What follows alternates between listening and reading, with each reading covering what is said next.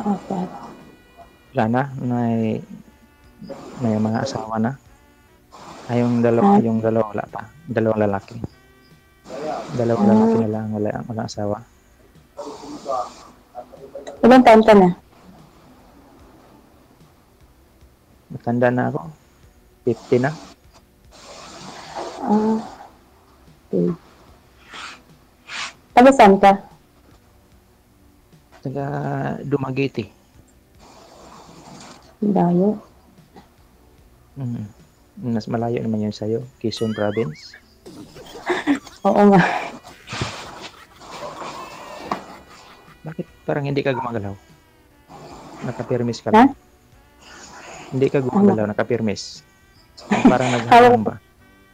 hawak ko yung cellphone. Ah, ikaw, kumusta? Okay lang. Saan ka ngayon? Dito sa Chaong. Diyaong Quezon? Oo. Ah, may anak ka? Oo. Ilan? Anim. Sure? Ano, malalaki na naman yung mga anak ko. Tapos Ha? may 4 na taon ako na anak. Bunso. Ay, anim yung anak mo? Hindi, anim nga talaga. Oo, anim. Ah, 4 years Yung old. malalaki, yung 5 taon, ay, 5 anak ko, malalaki na yun. Pero yung bunso, 4 years old pa lang, ma'am. Oo. Kasi parang magto 2 years lang akong balo eh. pahabol pala yung isa. Mm. Nakahabol. Ilang taon ka na? 45. 45. Matanda ako ng 6 na taon.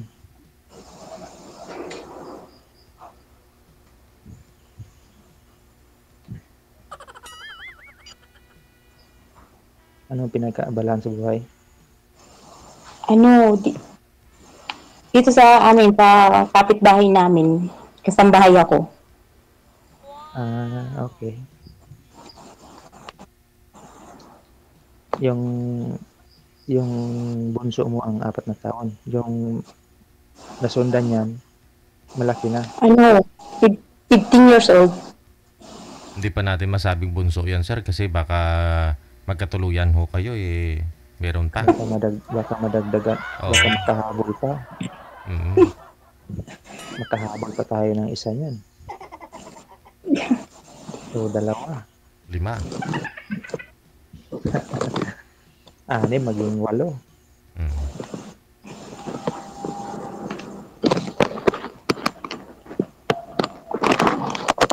Nag-aaral pa sila. Yung panganay ko, may asawa na. Tapos yung padalwa ko, hindi na nag-aaral. Tapos yung 3 na lang ang nag-aaral.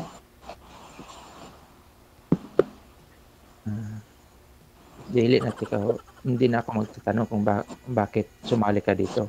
Kasi pag sumali dito, isa lang naman ang ibig sabihin natin kaya nandito tayo eh. Kaya hindi ko na kailangan tanungin pa. Mm. Oo. Oo nga yun. Ma'am, pakiangat po ng cellphone, ma'am. Iangat po. Masakit po kasi sa tainga.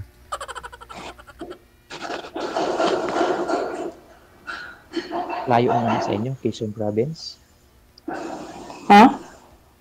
Layo na sa inyo, Quezon. Oo.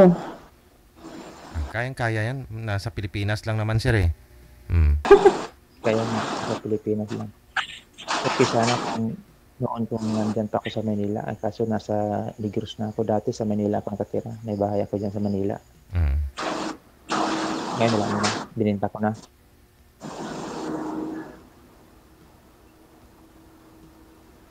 Lipat na ako sa Dumaguete. Nandiyan din, nandiyan din yung mga anak mo. Ha? Nandiyan din yung mga anak mo. Saan yung mga anak ko? Oo. Nandito sa Dumaguete.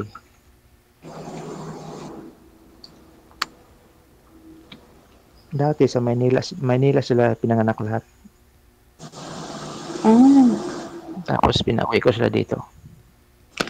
ba't umalis kayo ng Maynila? Pinauwi ko sila ng dati kasi nandun ako nagtrabaho sa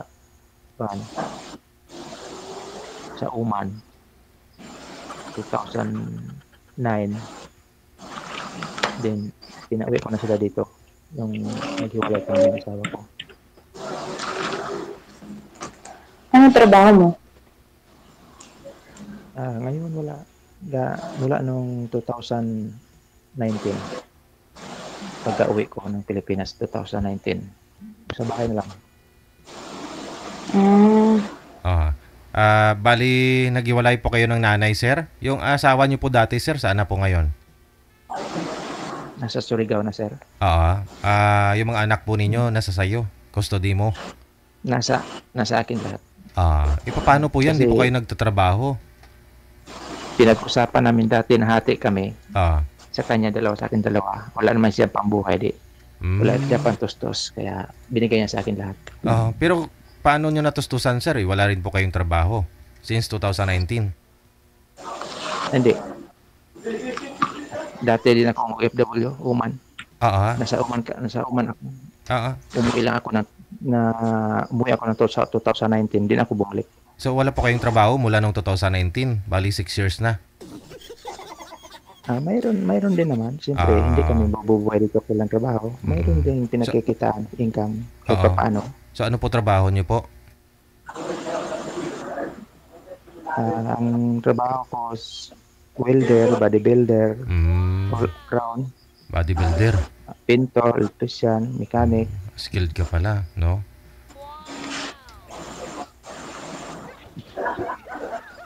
All around ako doon sa Uman dati pinagtrabuhan ko kasi maintenance ako doon eh. 2019 pa po yun, sir, 2009 hanggang 2019 straight walang uwian.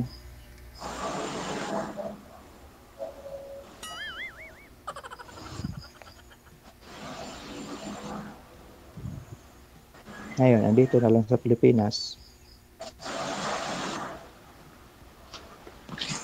Salita po kayo. Naman din yung mga anak ko. Salita po kayo, ma'am. Sintro nga po kayo, ma'am, sa camera, ma'am, kasi hindi po kayo kita sa live. Yan, sige po. Huwag mo niyo po igalaw ang cellphone, ha? Para makita na may beauty mo, para mamaya, kung di man kayo swertihin ni sir, marami pa rin mag-mind sa inyo sa comment. Kasi hindi naman po lahat ng mga nag-uusap dito, nagkakatuluyan talaga. Minsan sa comment. Okay. Ang ganda mo pa naman, tapos hindi ka makita sa camera. Oo.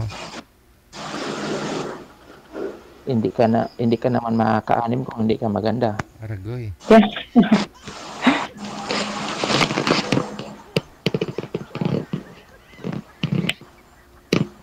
Pero ma'am, ilang taon na rin po kayong hiwalay ni mister mo? Balo na ako. Balo po pala. Ilang taon ka na pong balo? Magto 2 years.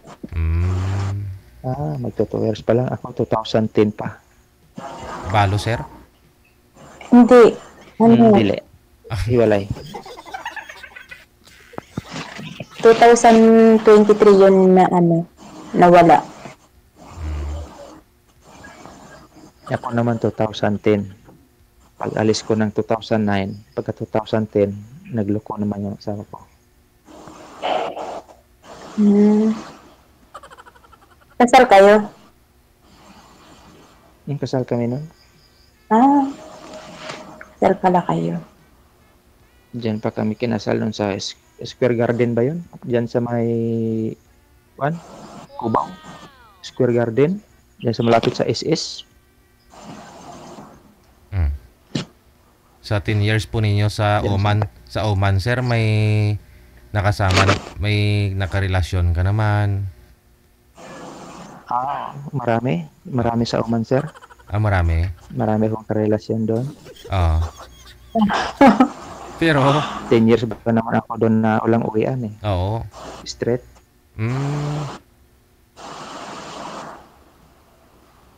Pero wala namang pinalad, walang swerte doon sa Oman. Baka sakali dito Ganun. makahanap ng swerte forever.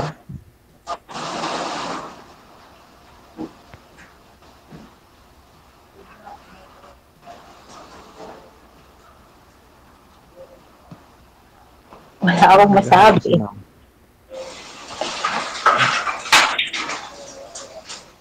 Hello. Oh. Wala akong masabi. Parang naghahang. Wala kang Ha? masabi? Oh, wala akong Wala kang masabi. masabi? Oo. Langaw? Bakit wala kang masabi? Magsabi ka. Paano natin malalaman kung wala kang sinasabi? Anong sasabihin ko? Ano yun? Yung dati asawa mo na saan? Na ano yun? Na balo, patay na? Oo, patay na. Anong kinamatay nun? Sakit. Sa Yung ano po, paatay. sa atay. Liver, cancer. Pala inom. Hindi naman siya nainom, hindi naninigarilyo. Oh. Hindi namin alam kung ba't nagkaganon. Hindi naman umiinom, hindi nagarilyo. Tapos nakasakit siya sa atay. Hindi siya nagiinom eh. Posible naman yun. Oo, talaga. Hindi siya talaga nagiinom kasi kasama. Ako pa nga. Siguro kaya nagkasakit sa atay kasi hindi umiinom. Kasi kami.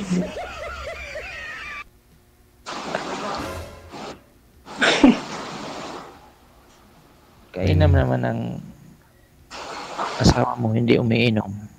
Oo nga. Kaso lang sayang, wala na siya. Wala sanang bisyo. Oo nga eh. Ako nga yung palainom. Wala sanang bisyo. Kaya lang wala na.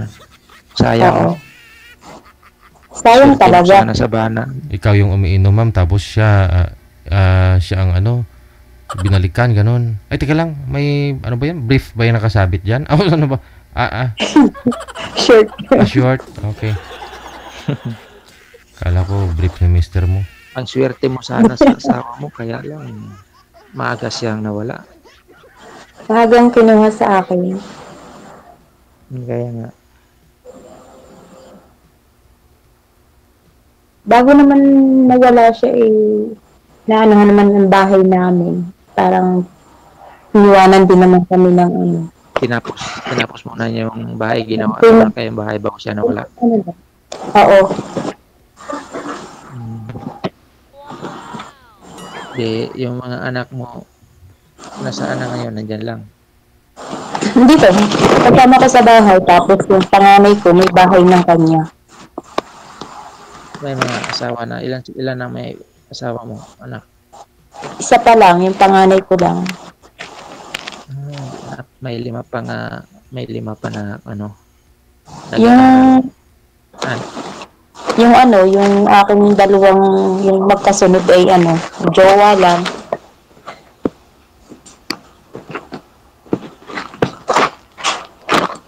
Ma'am, ipakiangat po ng cellphone kasi masakit sa tainga. Wag po ilapag. may apo ka na. Sana, kaya lang nawala din nung 2000, nito lang, mag-iisang taon ng patay.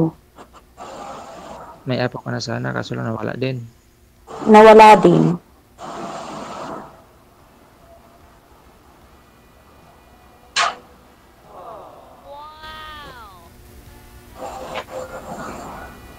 Saan ka ngayon? Diyan sa bahay mo o diyan sa pinapasukan mo?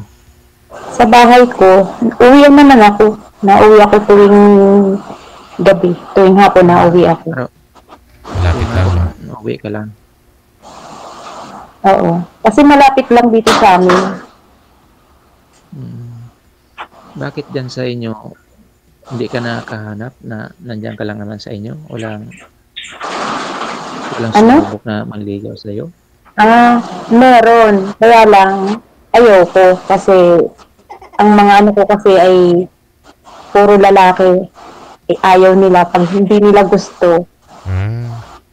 6 lahat, ma'am. Puro lalaki anak po ninyo. Oo. Ano, may anak naman ako 2 babae, kaya lang yung 4 na lalaki ko ay puro malalaki na. Pag ayaw nila, hindi nila gusto, hindi sila napayag. Ay. Nako, mahirap rin. Baka Nakadepende pa rin pala sa mga anak, ma'am, pag sakali. Mabugbog tayo niyan. Mabugbog tayo nandiyan sa mga anak mo. Malaki pa naman yun. Dapat po pala yung mga anak mo, ma'am, yung ligawan ni sir. Pagkaganon. Desisyon pala ng mga anak mo ang ano, Oo. susunod. Delikado tayo niyan, ma'am. Eh, siguro naman pag nagustuhan ng mga anak ko yung ugali, tapos yung ano niya, ay baka naman nagustuhan ng anak ko. Sa bagay. Kung mabait naman, eh bakit hindi magustuhan? Oo. Okay naman yung pakikisama. Pakisama lang naman yan. Kailangan. Kaya nga. Marunong ka lang makisama. Makibagay. Pakiangat po ng cellphone, ma'am. Pakiangat. Tsagaan mo lang. Naghahang ka. Mahina siguro ang connection mo. Sir, inuuno yung mic mo, sir, sa bibig, sir. Hindi daw marinig ng mga senior. Mahina ba, sir? Hindi lang marinig. Hindi po. Si ma'am kasi naghahang si ma'am eh. Reklamo kasi yung mga senior nating viewers, di daw nila marinig. Yung mga viewers natin dyan, hindi nakakarinig yung mga viewers, mahina ng pandinig. Baka kagaya ko rin. Malapit na rin kasi ako may senior. 9 years na lang. Ba't 51 ka na? Ito lang, ngayon lang December 25. Ah. Pasko. Hinanganak ka pala yung Pasko. Wala na nga eh. 51 na, mukhang 60 pa. So, paano yan, ma'am? Yung hanap nyo po pala nito, nakadepende pa rin pala sa mga anak mo. Dapat pala, alamin po natin kung anong gusto ng mga anak mo sa isang lalaki. Baka naman yung mga anak mo, ayaw nila ng mabait. Baka gusto nila yung nasasabayan sila sa inuman o kaya nilang utos-utusan. Ano po ba? Anong gusto nila sa magiging... Baka naman, Hindi, ang gusto Sir lang Ricky, ang hinahanap nila yung makijuin sa kanila. Ano yung luho nila, makijuin, yun ang hinahanap nila. hindi kasi yung Hindi naman ako pwede makijuin kasi hindi ako uminom, hindi ako nagarilyo. Paano ko manginginom yan? Anong hanap nila, ma'am, sa lalaki? Hindi naman kasi, yung mga anak ko naman kasi, nasanay sila doon sa kanyang amang hindi nagiinom, hindi naninigarilyo, tapos hindi siya nananakit. Hindi kasi kami nag-away doon. Oo. Kaya ang ano nila, pag nakakuha ako halimbawa, ano, ayaw nila na magiinom, ayaw na may bisyo. Tapos, trabaho lang, ganun. Ganon. Kaya mahal ka ng mga anak mo, kaya gusto nila sila yung maghahanap ng para sa'yo na hindi ka maargabyado. Siguro, kasi nasanay kasi doon sa ama eh. Yun ang gusto nila na ihahanap ka nila siguro ng yung karapat dapat sa'yo na walang bisyo. Inuuno mo daw ulit yung mic mo, sir. Inuuno si bibig. Kasi hindi marinig ng mga senior, sir. Ilapit yung mic.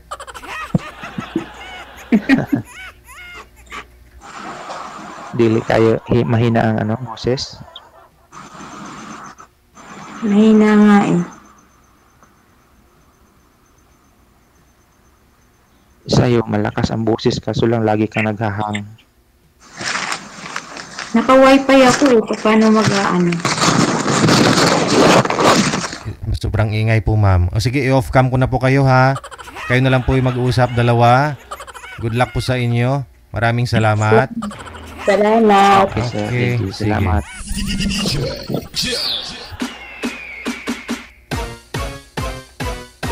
Ngawit na siguro kamay ni girl. Sabi ko wag igalaw.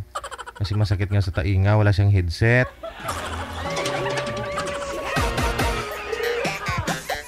19 minutes after 9 o'clock. Oras sa may Pilipinas.